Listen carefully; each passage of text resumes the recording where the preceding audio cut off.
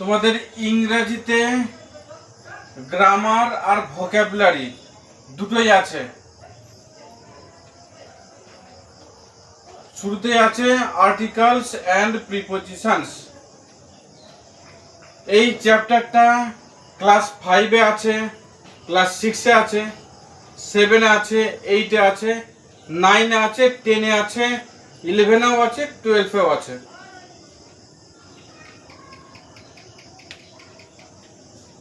সেই জন্য এই চ্যাপ্টারটাকে শুরু থেকেই ভালো করে পড়তে হবে। এর মধ্যে কি কি পড়তে হয়? আর্টিকেলস তো তোমরা জানো, এ অ্যান্ড দ্য, এই তিনটে আর্টিকেলস হয়। এবার প্রিপোজিশনস, সেই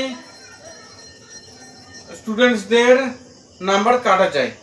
প্রিপোজিশনে ফিক্সড প্রিপোজিশন আছে, ফ্রেজাল ভার্ব আছে, ফ্রেজাল ভার্বেও প্রিপোজিশন থাকে। স্টুডেন্টসরা প্রিপোজিশন পড়ে নেয়, ফিক্সড প্রিপোজিশন আর ফ্রেজাল ভার্ব ঠিক মতন পড়ে না, সেই জন্য এই চ্যাপ্টারের নাম্বার কাটা যায়। যেহেতু মাধ্যমিক এবং উচ্চ মাধ্যমিকে এই চ্যাপ্টারটা থাকে, সেই জন্য বোর্ড এই চ্যাপ্টারটা ক্লাস 5 থেকেই প্রত্যেকটা ক্লাসে দিয়ে রেখেছে।